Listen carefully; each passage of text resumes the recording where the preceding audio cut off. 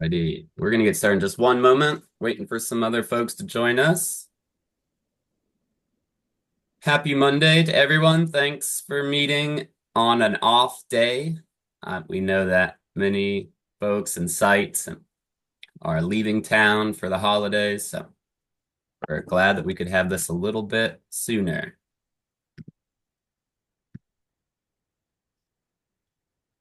And we are recording this meeting today.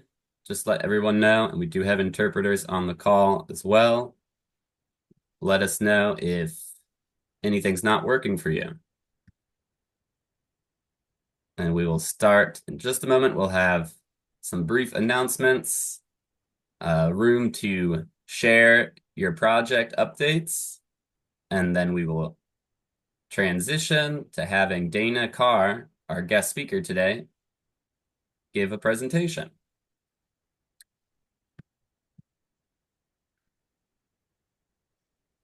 Okay, and I'm going to make you a co-host as well, just in case anyone else joins us Okay. mid-presentation. Thank you. Okay, well, let's get started. It is the third week in December. Folks, as we mentioned, are wrapping up for the end of the year. We do have some important announcements for you that we would like to address first. So the two biggest announcements, one is that we are going to be switching our payroll structure as of January 11th, 2025. So this means that you will no longer be receiving your biweekly payments from the fund. Instead, they're going to come directly from AmeriCorps, and they're going to come from the Treasury Department. This is how many other AmeriCorps programs are structured. It's not going to change your pay amounts. You may receive two payments in short order from both most and then also AmeriCorps while they get onto an aligned pay cycle. You will also receive a W-2 from us for this past year for your taxes in January. And I can send you a copy of that also if you don't receive one from ADP.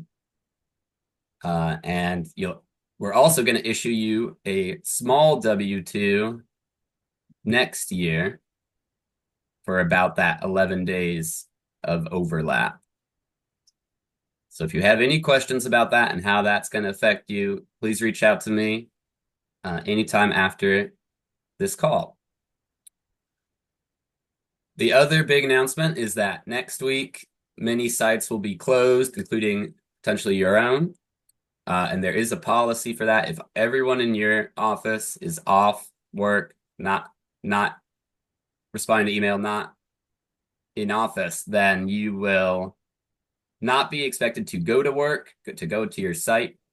But if it's over 2 to 5 days and you don't want to take any additional leave, then you should have some sort of take-home project or remote work that is relating to your VAD.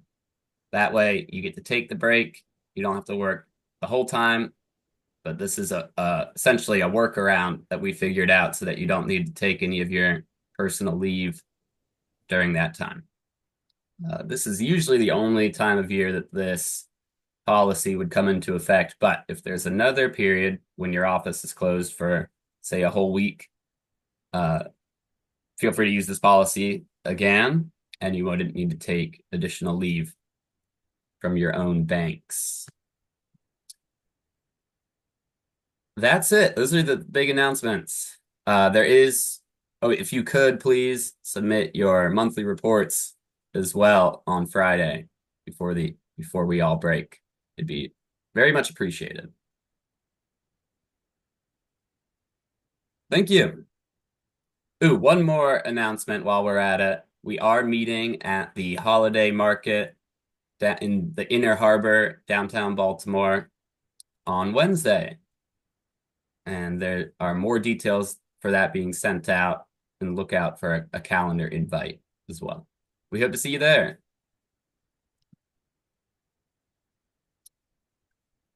Okay.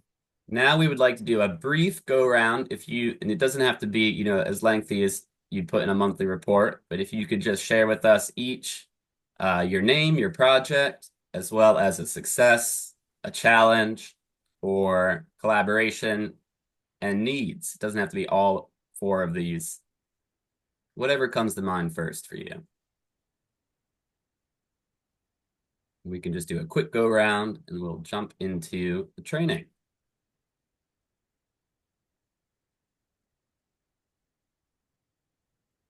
Who would like to go first?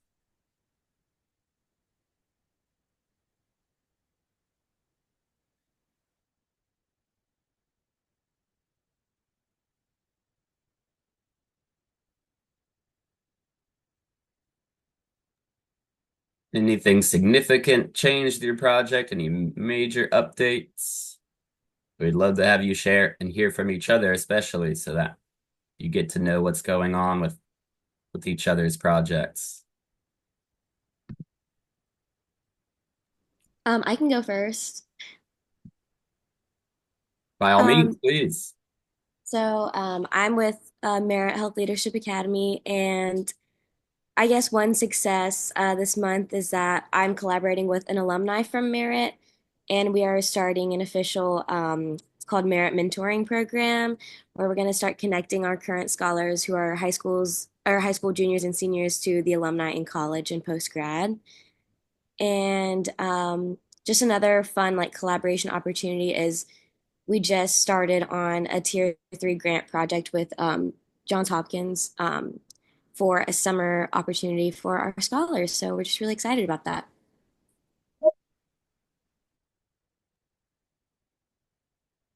That's great. Exciting stuff there. Yeah, grant opportunity to take part in. Always a cool thing to do as a Vista. Anyone else want to share some updates for their project?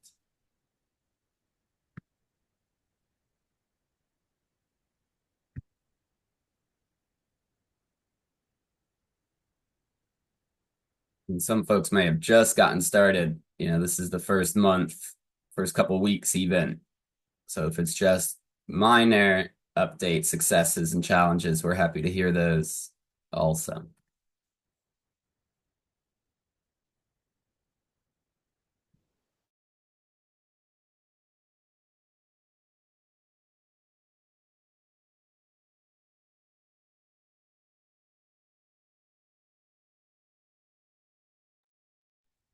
Hi, everyone. Okay, so my name is Renee. This is my sign name. And when I got here, the first week of work, I had already gone to the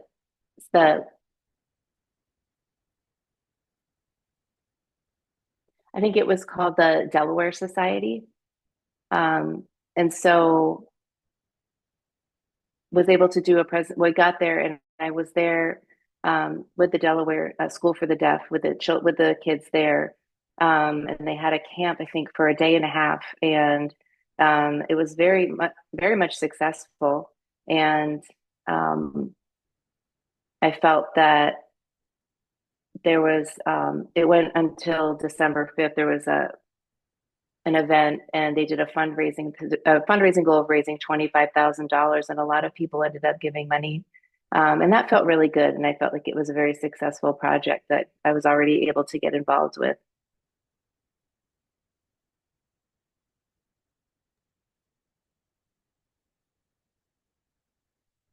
Very Thank you. good. Would anyone else care to share? And we can move on.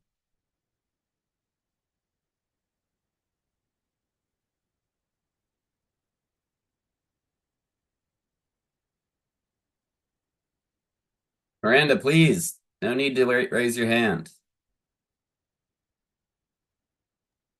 Hi everyone. I'm working with Imagine Me Ministries, and we're currently working on a stock market program for the middle school students at Collington Square Elementary School.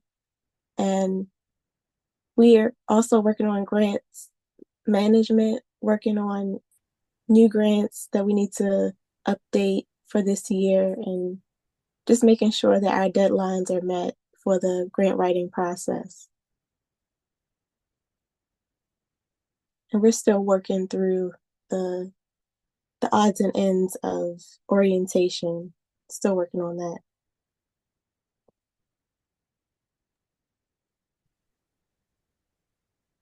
Very good. Okay, Astrid, I see you've joined us as well. Thank you. Sorry for the confusion. I don't know. I really try to take that Teams option off when it's a Zoom. Sometimes it pops back on there and cause confusion on the calendar invite. So please join us for Zooms. Whenever it's a monthly meeting, we'll always do Zoom, just to let everyone know.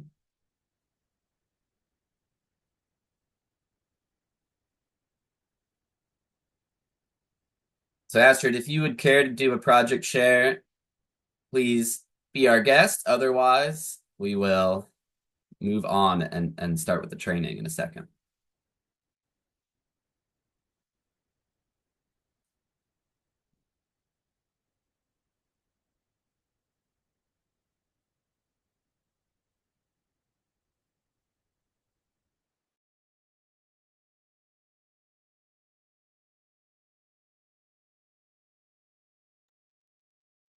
Right. Well, there may be stuff to discuss during the training relevant to your projects. So we'll save some more input for then. So Dana, I'm happy to switch over. I'll stop sharing if you want to pull up your presentation and we can get started. All right, sounds good. Good morning, everybody. Thank you so much for being here. Excited to speak with you all today. My name is Dana Carr, and I am the CEO and principal consultant of the Creative Impact Group. Always love coming and talking to most in the Vistas. I previously was a part of an organization where we had most Vistas, and it was always an amazing experience. So I'm happy to collaborate in a different way over the last year. So we're going to jump right in. Of course, today we are talking about communication and outreach. And so you will see on the screen various examples of how we're feeling, and so we're on a Monday, right? So our week has just really began.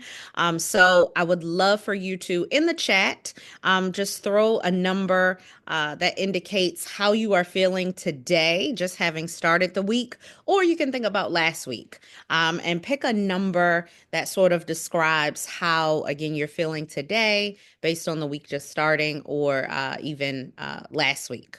So I'll give you a moment and let's see what we come up with in terms of where we are, how we're feeling as we, again, begin to think about and think through communication, which happens in all forms. And one of those forms is definitely nonverbal.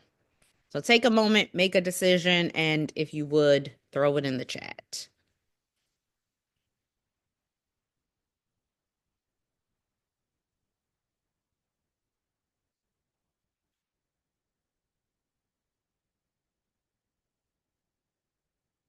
And I'll get us started.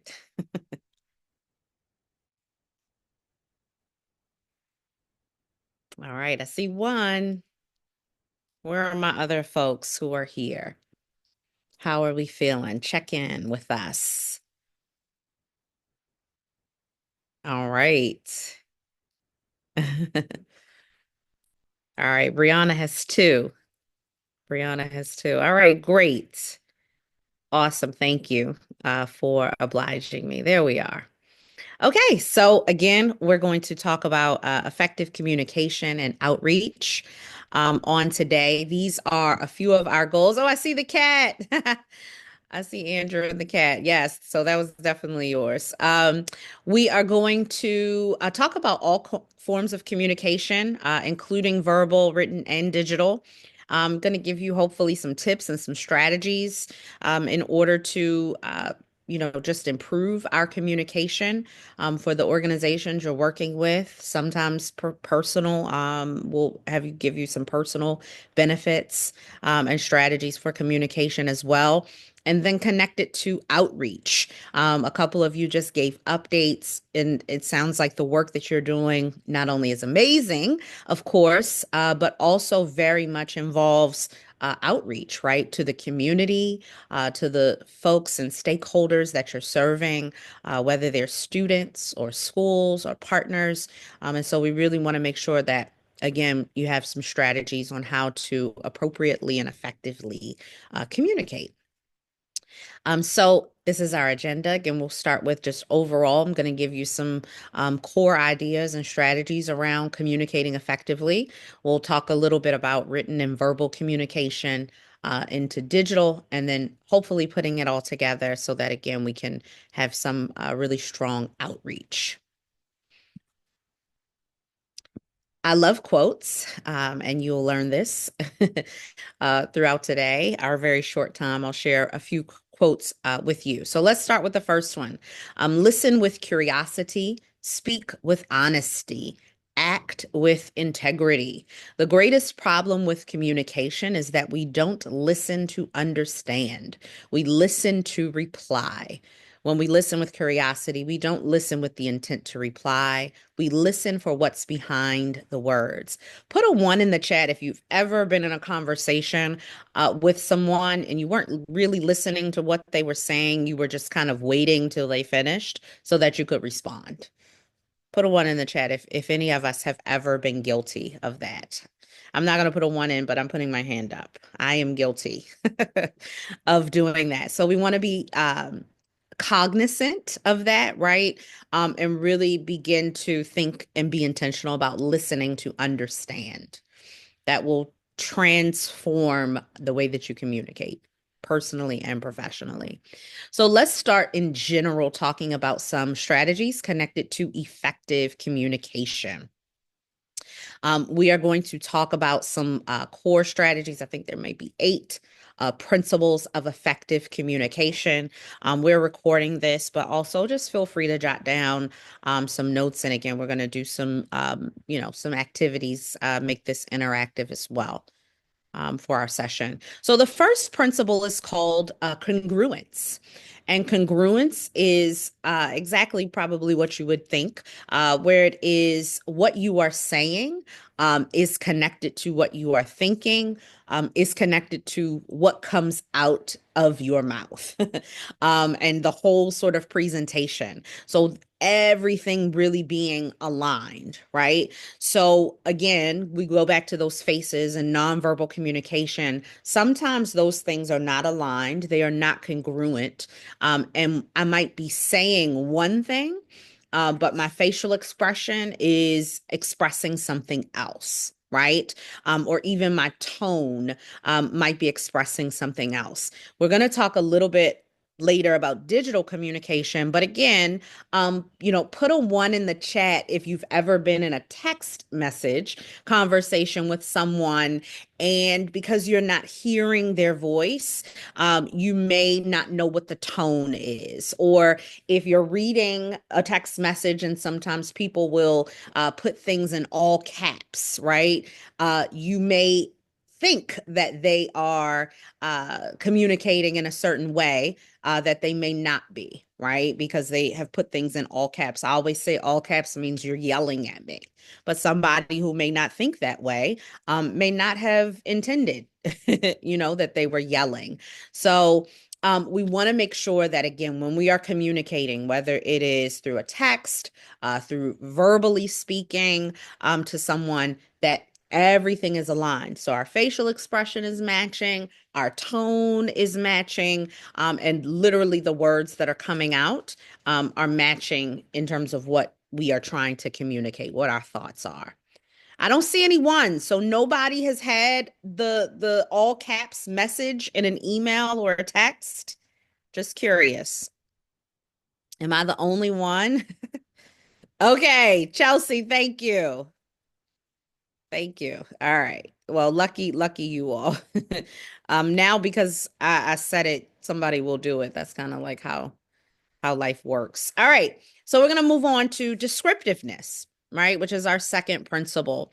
So descriptiveness is really, again, and we're going to talk about specificity, but is being as detailed, right, as you can. So depending on, again, what you are speaking about, you want to make sure that you give accounts of certain events.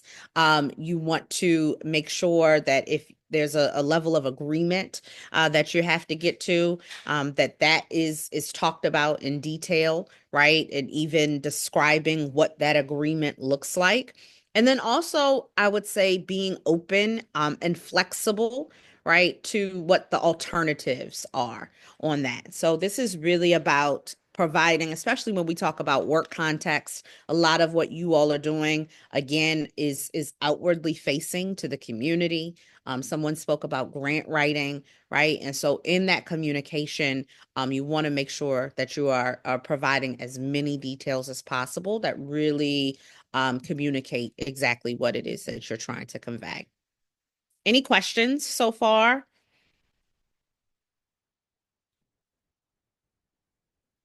Okay. All right. Third is principle is topic focused. So you want to make sure that you stay on topic. It is very easily, especially in our world today, to get distracted, right? And to go off topic. So you want to make sure that your focus is on the topic and again, not the people, right? Who are communicating whatever the discussion is around. Sometimes we get caught up in take things personally, connected to the person, right? Or connected to the people. And this principle is really about staying focused on the topic at hand, right? Especially when we're, I mean, again, in a professional setting, you may not like the messenger, right? You may not like the person who's communicating, but you want to make sure that you stay focused on the actual topic and not your opinions or beliefs or feelings about the person who is communicating the message. All right. Next principle is validation. Validation. So again, this goes back to listening, right? And it goes back to really actively listening and not just listening to respond. People are going to be more willing and open to communicate with you when they feel like their opinion has been valued, validated, and heard, right? We all, as human beings, want to be heard, want to be understood. And so I am more likely to communicate and be open to communication when I feel like you hear my opinion, you value my opinion. Now, again, I have to tell my teenage daughter this all the time. Just because I hear your opinion doesn't mean that I agree with your opinion, right? But I do provide a space for you to be able to communicate your thoughts and your ideas. And again, hopefully go back to being validated and feeling heard so that the conversation, the communication is ongoing, right? And again, in a professional setting, with all of these different people that you all may be reaching out to, you want to make sure that you have sort of a reputation of hearing people, right? And listening. Again, doesn't mean you're going to go along with it, doesn't mean you agree with it, but it does mean that you are at least going to hear the person out. Any questions about this one, or anybody want to say anything that they're thinking about in terms of any of the principles that we've discussed so far? A situation, an example that you may have either, again, professionally or personally. So we've talked about validation, we've talked about being topic focused, we've talked about being descriptive. Any of those that you want to say something about before we move on to the second half of our principles?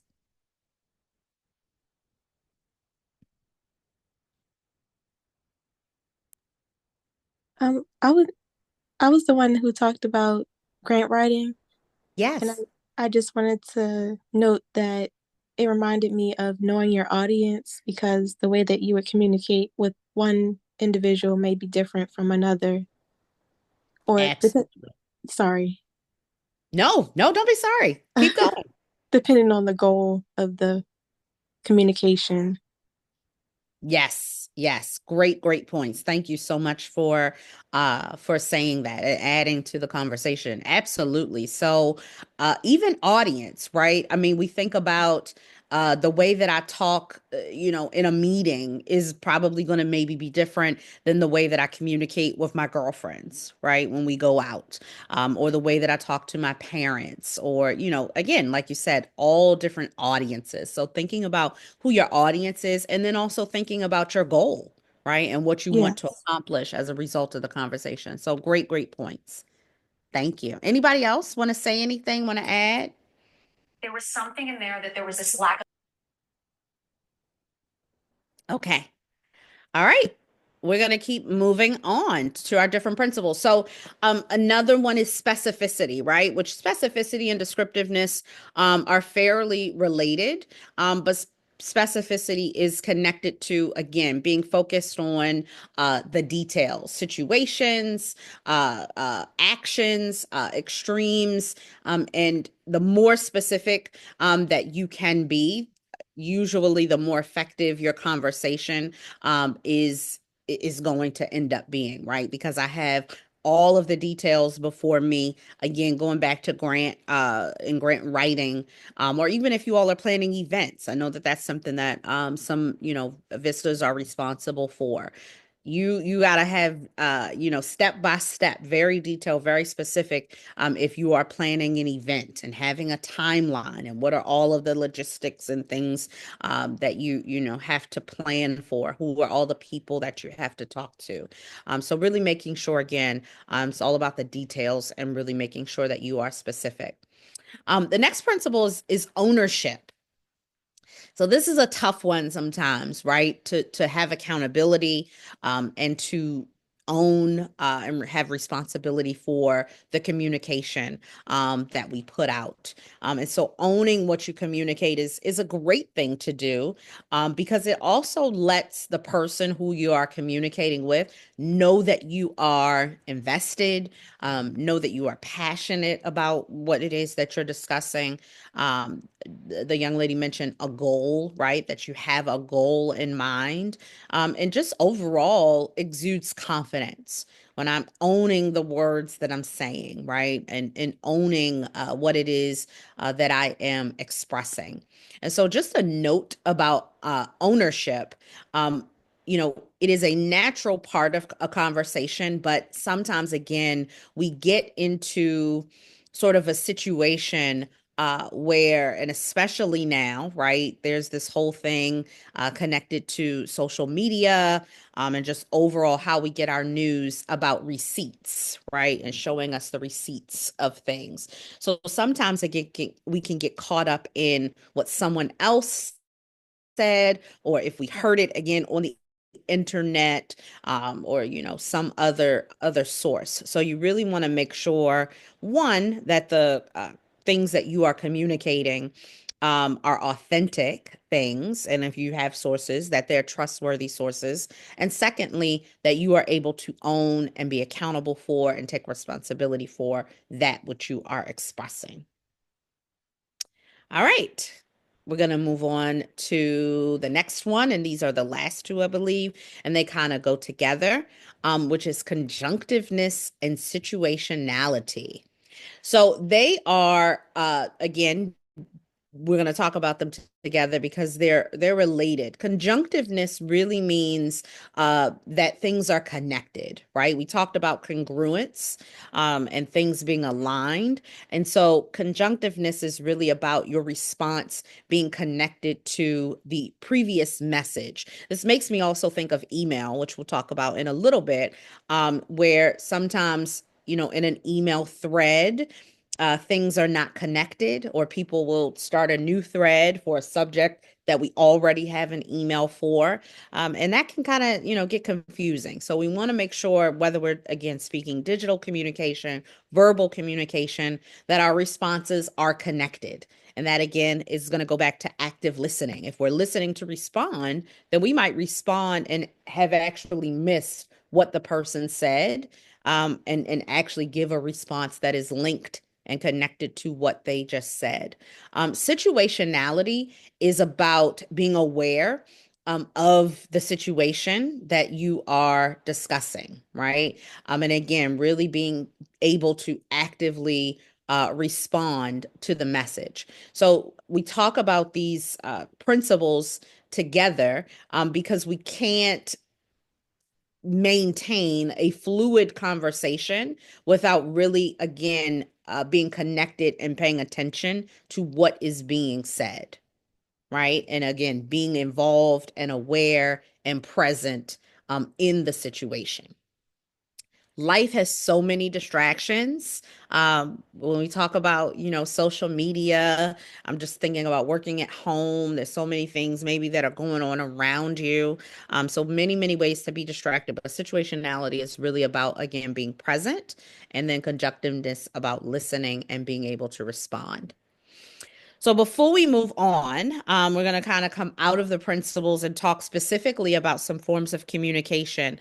Anybody want to say anything, or again, anything that comes up about any of these principles that makes you think about your own work or makes you think about your own life and just how you are maybe making some connections, or any questions?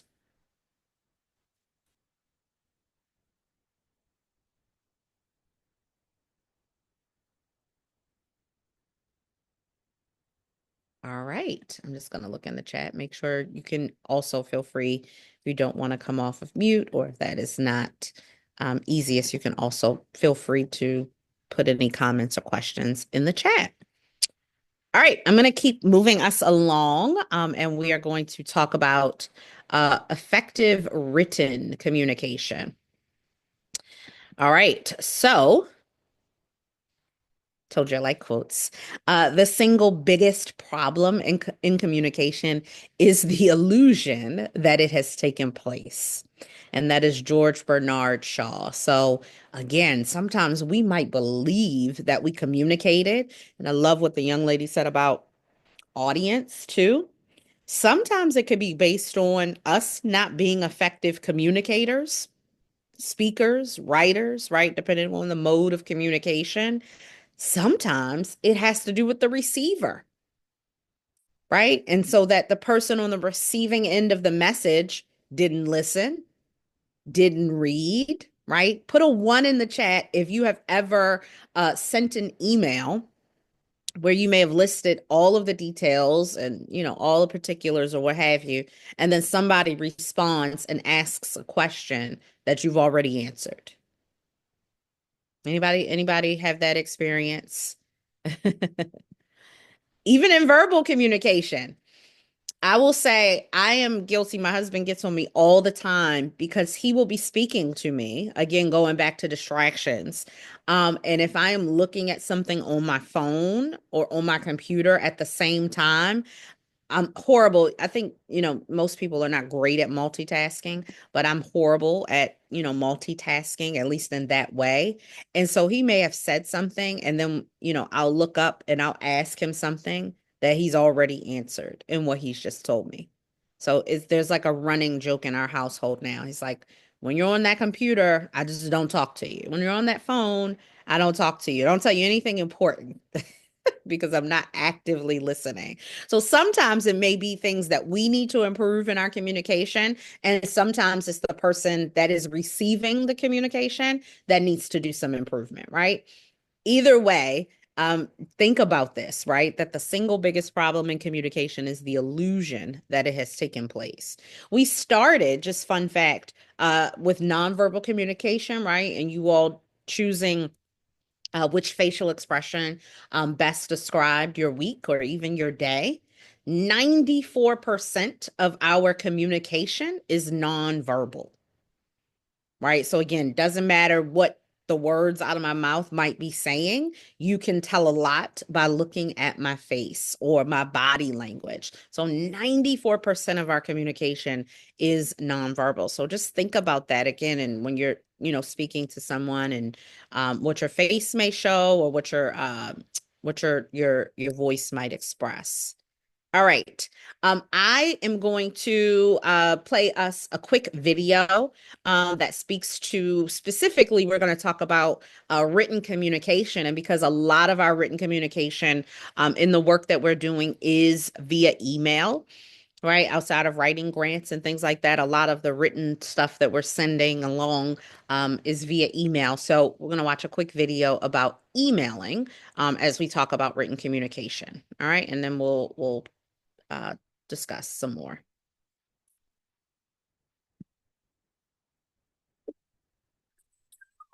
I wanted to talk to you about quarter three numbers when we closed out strong. Hey, Roxanne, you check this out for me? Of course. Need some feedback.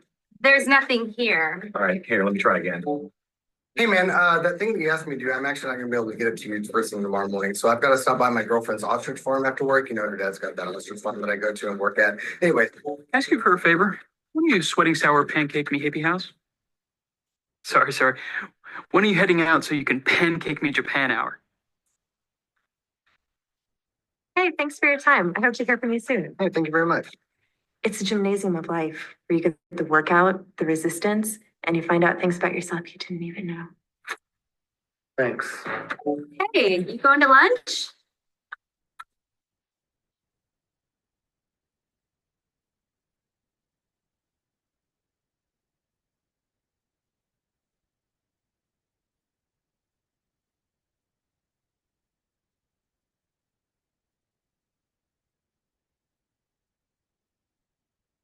All right.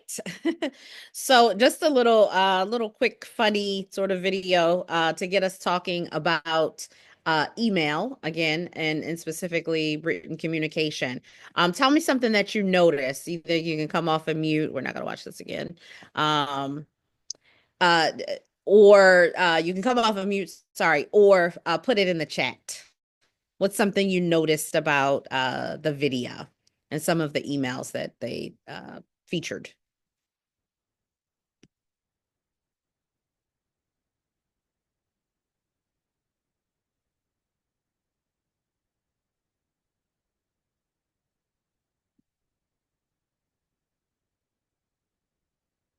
Anybody? What did you notice about any of the emails?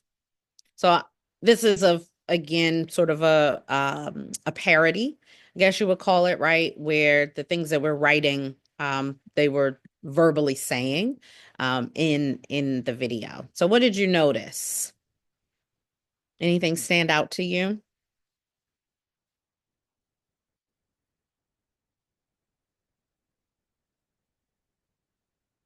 Okay, great. Thanks, Miranda. Context or the emojis made a difference in the communication. Awesome. So again, this is showing us some of the emails that we're sending, right? We started out, one of the things I mentioned to you in the beginning is if things are in all caps or bolded or things like that, sometimes it can indicate a yelling, right? Somebody might interpret that as yelling. You mentioned the emojis in an email.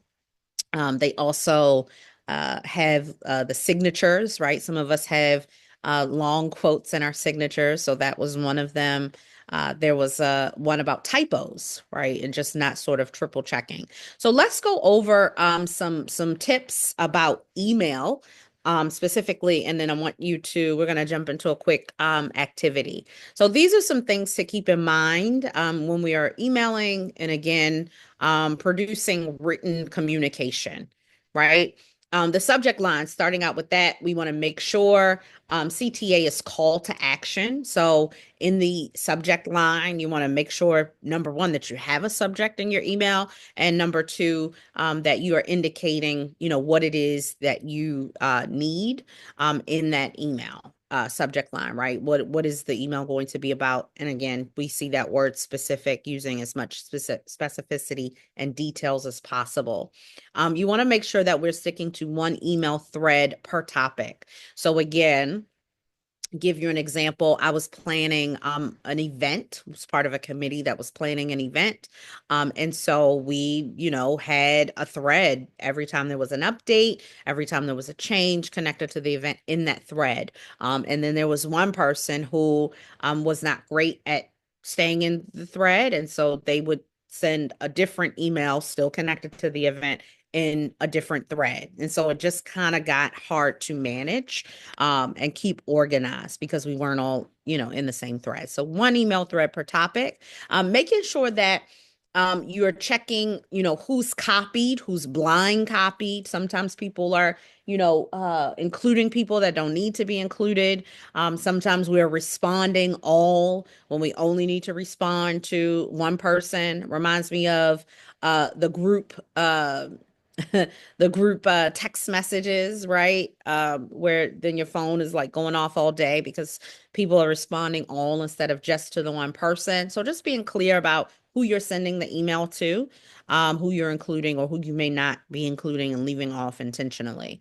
Making sure that you have the main point first, right? Again, what the email is about, giving some context, including a summary, especially if you're asking someone for something or to do something. Making sure that we hyperlink when possible. So instead of having a whole long link to a page or a document, right, we can put click here, right? So that is just the words click here, and then the person clicks and it goes to whatever that long URL might be. It just makes it cleaner. Triple checking our spelling and grammar. So again, that was one of the, one of the little scenes in the video we just watched, making sure that we triple check our spelling and grammar, not using abbreviations because sometimes people may not know what those abbreviations are for. Making sure that we start with a greeting. So good morning, right? Hello, right? Sometimes people just go right into the email and don't actually give a greeting. So make sure that you start with a greeting and always end with a thank you or sincerely or regards or whatever it is. But, almost thinking about like writing a letter. And then I would encourage everybody on here, if you haven't already, depending on what email server you use, if it's Google, I know Outlook does the same thing. You can actually change your send options to be delayed. So I believe most servers you can do it up to 30 seconds. And so what this helps or allows us to do is sometimes, again, we may be moving very quickly. We may have pressed send before we wanted to send the email. And this will actually delay it so that you have up to 30 seconds to, press cancel. Can't tell you how many times in the last like year or two, once I figured this out, this has saved me from, again, just sending something too quickly before I actually wanted to and catching it, right? Because it has a delayed send. It doesn't send immediately. So I would encourage anybody on here who doesn't have that delayed sending yet to update your settings, and it should just be in your settings, an easy fix. And then, yeah, just be quick, but don't hurry, right? Be quick, but don't hurry. So really making sure that you're checking everything as you are emailing. So I want us to do a quick exercise. I am going to put an email in the chat. And what I'd like for you to do is you're going to take a look at the email based on some of the things that we just talked about, or just, things that you, of course, already know. I want you to tell me the problems of the email, or just think through some of the problems of the email, and then how you would rewrite. All right, so that should be there in the chat for you. I'm going to give us about 3 to 4 minutes. I'll give us 4 minutes to take a look at that, and then would love for you to share any rewrites that you have in the chat with us. All right, so take a few moments to review, and then put some revisions in the chat, or you can even, if you don't get that far, let us know some of the problems in this email. Okay, and I'm going to start our time now. Take a few moments.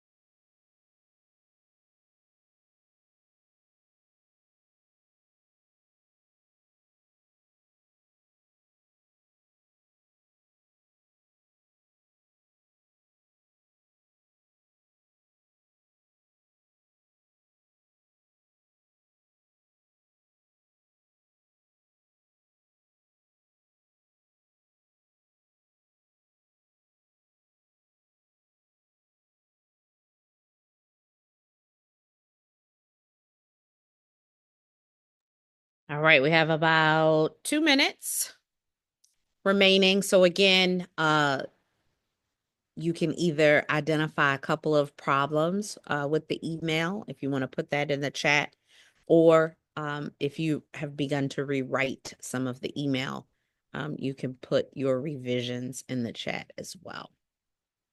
Okay, we'll take a couple more moments.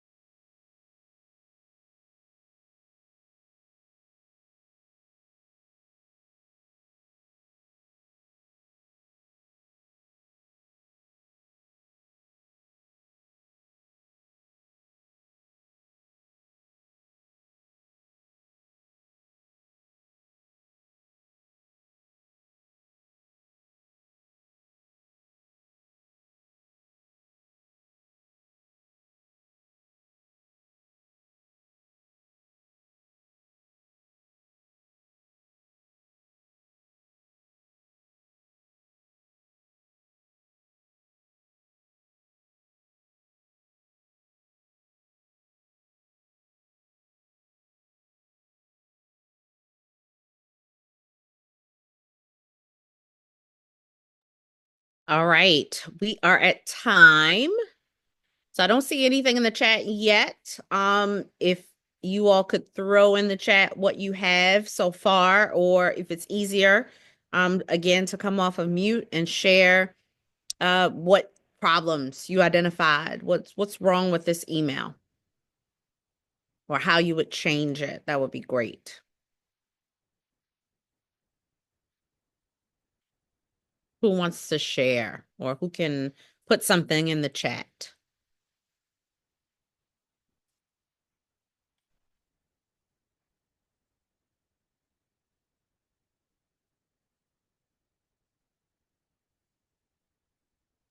Okay, great.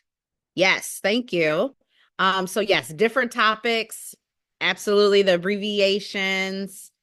Punctuation is not great. Yep, doesn't end with a greeting. Very good. Yep, very formal, right? Going back to our audience. So this isn't the way that you would address, a professor or teacher. Um, Good. And just some grammar things. Awesome. Yes, the article link, definitely, right? We want to make sure that we put click here or read this or that kind of thing. Awesome. So great.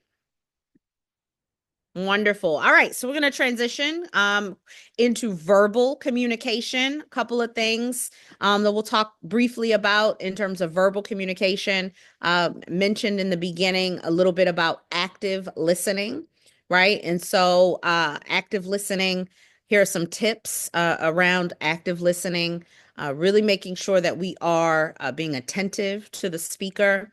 Mirroring is, again, just responding with what someone has just said. I have some people that, I may have discussions with that will say, so I heard you just say, right? And then they'll say what I just said and then add to it. Asking clarifying questions is always great. Being guided towards a solution, right? Solution focused. Again, we've talked about all of the distractions that exist. So any way that you can limit those. And I always call this the amen corner.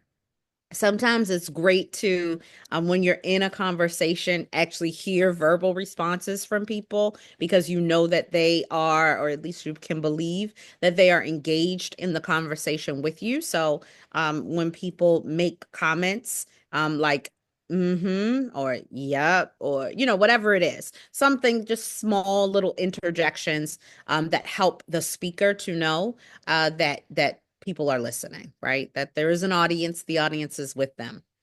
Other notes on verbal excellence, being clear. Again, we've seen that word a million times now. Specificity, being specific. Sometimes it's good to break things down. In the world of education, we call that scaffolding, right? So really breaking things down, making sure that we are being empathetic. And putting ourselves in the listener's shoes who we're talking to. Again, we've talked about nonverbal language and communication and being aware of that. Yes, and right. So again, that is listening, hearing what the person says, and then adding on to it. And just being vulnerable. So is always great, and being open and being flexible. All of those things are going to be great in communication. All right. Want to just share with you briefly two methods of conversation. These are useful, especially if you are having to have tough conversations, right, with people. There's one that's called the sandwich method, which is, I always sometimes call it stroke and strike, where you will start with something positive, right? Which is your bread, and then your meat is going to be the main part of the conversation. Why are we here? Where you may have to talk about that uncomfortable thing, whether it's you're giving feedback, or there was a problem, or you have a concern, right? And then the bread, right? The bottom part of the sandwich is, again, more positive feedback. Another method is called SBI. The SBI stands for situation, behavior, and impact. So again, you may be talking to a parent, you may be talking to someone in leadership. The S is the situation, clarifying what actually took place, remembering descriptive, remembering details, specificity. The behavior is what you have actually observed, right? So talking an overall situation is general context. Behavior are things that you actually observed. I saw, John hit Carolyn, or whatever, the situation and behaviors are that you actually witnessed. And then I is impact. So it is talking about how that behavior, that situation had an impact on you. It may be how it had an impact on another student, right? But I is impact. So this is just a way to, again, help you to frame some conversations, some discussions that you may be involved in, especially when it may not all be positive, right? We're talking about a conflict in the workplace. So we're talking about a challenge that took place or concerns. So those are two different methods you can use. All right. Now we are going to transition into effective digital communication and just give you some strategies around effective digital communication. Of course, we have been doing a lot more communicating digitally in the last hard to believe, almost 5 years in March of 2025, because of the global pandemic. And so we have all had to just kind of, I think, rethink um, our facial expressions, because that's a lot of what we see when we're online in spaces like these.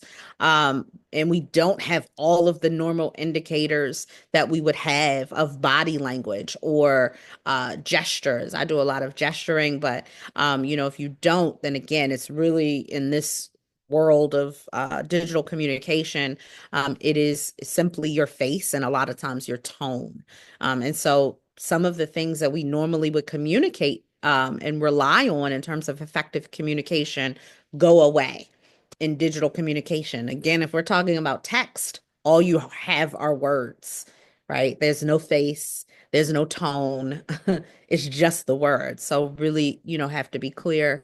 Again, going back to our written communication. So these are just a few things, again, connected to digital etiquette, especially when we're talking about meetings, and you all may be involved in a lot of virtual meetings with your organizations and in your roles. So behaving as you would in person for a meeting that may include being on camera, or at minimal, being engaged. So responding in the chat, or, whatever, coming off of mute and answering questions, but overall just being engaged the same way that you would be in a meeting. All right. So not, I was involved in a meeting a year ago, was a team meeting, like a program check-in type of thing that we had every week. And there was a young lady who was on the team who was on camera, but she was cooking her breakfast while we were in the meeting. And so it's just kind of like, if we were in person, then you would obviously not be making your breakfast. So we want you to still be engaged, even though we're in this virtual setting. Just making sure your mute settings, of course, are being monitored. If you have to get up and excuse yourself, making sure that the camera is off. Making sure you have a background that's blurred, or that, is of course appropriate and professional. Again, there's our distractions, that you have minimal distractions, that you are, dressed appropriately for whatever the particular meeting or experience is, and knowing where things are to turn on camera, turn off, mute, unmute, all of that good stuff. So those are just some pointers around our digital communication. We want to make sure, and that's why I love Miranda, I think, mentioned the audience, even in digital communication, that we are choosing the right platforms. And there are oh so many now, right? With, again, us having a lot more communication in a virtual setting. So looking at some of these icons here that I'm sure you all recognize, knowing what form of communication is going to be the best, depending on, again, what it is that you are working on in terms of a project, or what communication needs to happen, who the audience is. So these are top 10 digital communication tools. And even within these, there's so many different products and resources that are out there, right, that we can choose from. So project management tools, so things like Slack or Monday are all, and there are a ton more that help us to, again, organize projects, and everybody, all the members can participate. There's video conferencing, obviously email. We talked a lot about video chats. And then these are the other top 10. We know social media is right up there, probably number one. Websites, and then text messaging, again, is one of the major forms of digital communication. So I want to end us off in talking about outreach, right? So putting all of this together to really make sure that we are communicating effectively and appropriately when we are doing outreach on behalf, most of the time, of our organizations, right? And so there are multiple ways that you can do outreach that involve a website. There are tools like creating a flyer, creating an infographic, right, that are going to anything that is information is really considered outreach. And it just, again, depends on who your audience is, and what your goal may be, right, through this particular outreach. So I would like for us to, let me just check our time, just take a few moments. And I don't know how many of you are on a device right now or have the ability to do this, but I'd like you to at least think through this. Even we won't have time for you to produce an example. I don't know if everybody has, and you can definitely set up a free account through Canva. But Canva is sort of the resource that I'd love to spotlight for us, because there's so many different resources that you can create through Canva, inclusive of a website. You can create websites, you can create flyers, you can create, stuff for social media. They have all of the different sizes, and it's great. And you do not have to be a graphic designer in order to do so. You have tons of templates to choose from, so you don't have to reinvent the wheel. You can choose colors if you have certain, of course, for your organization's logos and branding colors and things like that. If you're going to be responsible for, creating some of those digital assets for your organization, and assets that you will use to, again, share with some of the stakeholders of your organization. So right now, just in our last few minutes, I want you to think about and imagine, excuse me, that you are hosting a meet and greet, right? There's a meet and greet for all of the Vistas, all of your partner organizations.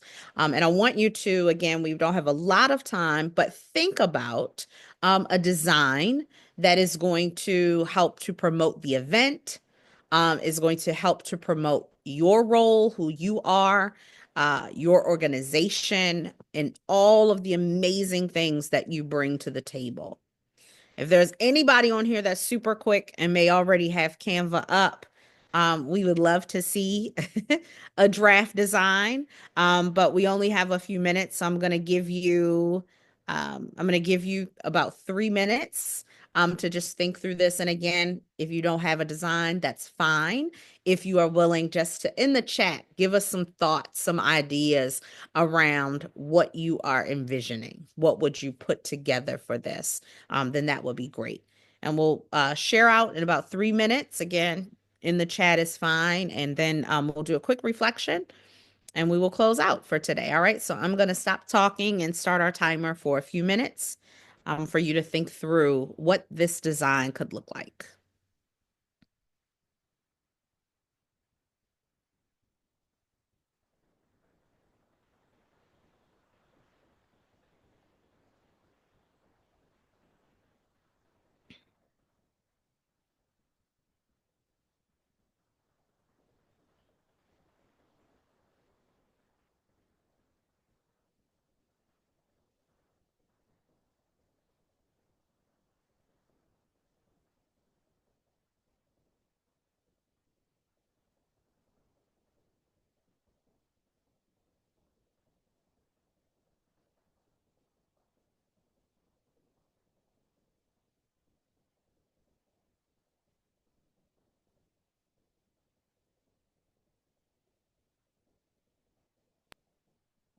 This is Leslie. I'm one of the interpreters. I apologize, but we were only booked until, um,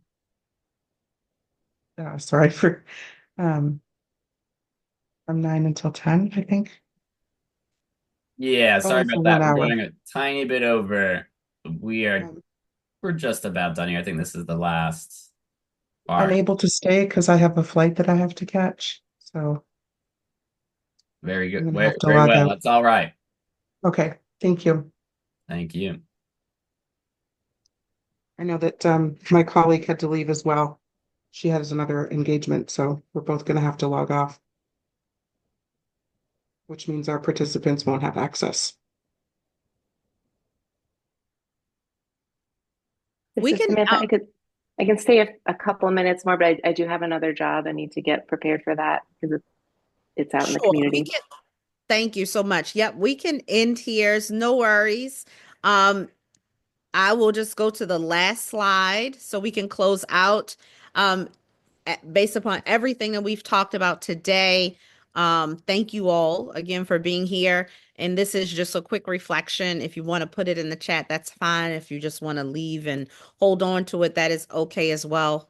Just thinking about one thing that we've talked about today that you would like to stop doing in terms of communication, or one thing that you want to continue doing in terms of communication and outreach, or out of the things and strategies that we've talked about, one thing that you want to commit to start doing in terms of communication and outreach. So that is it for me. So I thank you, and I am going to pass the baton back to Andrew.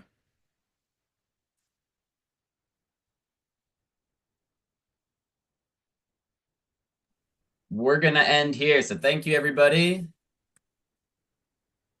We hope you have a great week. If you can join us on Wednesday, let us know. Thanks, everybody.